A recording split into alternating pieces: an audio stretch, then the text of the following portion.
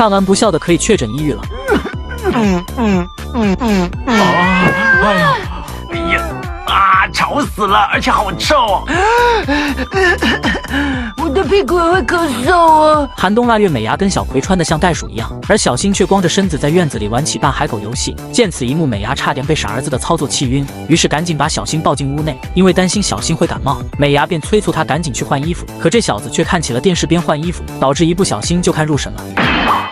会感冒，刚刚就叫你赶快把衣服穿好。最后在美伢的监督下，小新终于换好了衣服。结果这时小新却觉得鼻子有点痒，于是打了一个大大的喷嚏。美伢意识到这小子一定是感冒了，可小新还在嘴硬表示是奈奈子在想自己，这才导致打了喷嚏。然而话还没说完，小新又打了个更大的喷嚏。你果然感冒了吧？确认小新是真的感冒了，美伢便伸手感受小新有没有发烧，结果用手根本感受不出来。于是美伢便决定用额头试试，结果小新还在捣乱，在结结实实挨了美伢一巴掌后，下一秒这小子又爆发出另一名场面，说的好像我一天到晚都在别人面前露屁股一样。你本来就是这样啊，不管什么时候，不管在哪里，哎呀，真是丢脸。我才不是，我才不是因为喜欢才在别人面前露屁股的啊！对不起，我是开玩笑的。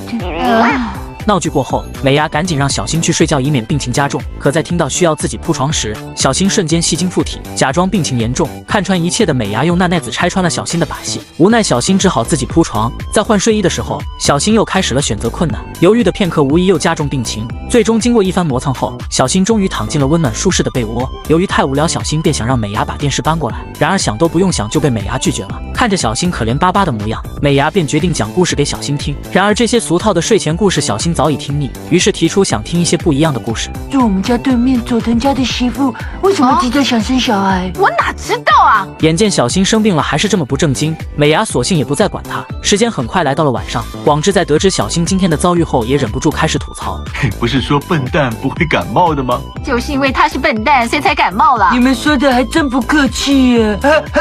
而此时的小新肚子饿了，爬了起来。我拿稀饭进去给你吃好不好？哇，稀饭！说到稀饭的话，就是那个了啊，又要玩那个啊？那个？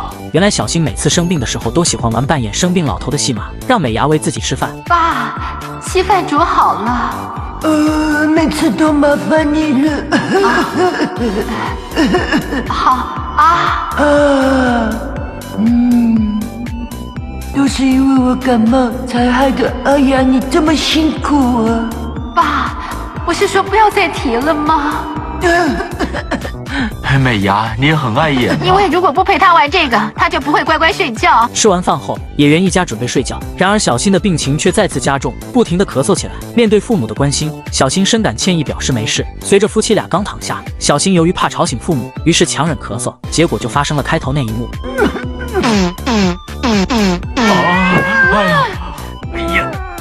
吵死了，而且好臭哦！我的屁股也会咳嗽啊！美伢只好起床给小新找药吃，广志则帮小新顺气。真不好意思，每次都麻烦你了。爸爸，不是说不要再提了吗？老爸，你也很碍眼嘛。吵死了！美伢准备给小新喂药时，结果却被小新一个喷嚏弄得整张脸都是药粉。父子俩见状也忍不住笑了起来，最终免不了被美伢教训一顿。经过一夜的休息后，小新的感冒彻底好了，然而家里其他人全被小新感染。我们好像都被小新传染了。看来我们都感冒了。真是的，不管出什么事都推到我身上，真讨厌呢。这本来就是你的错。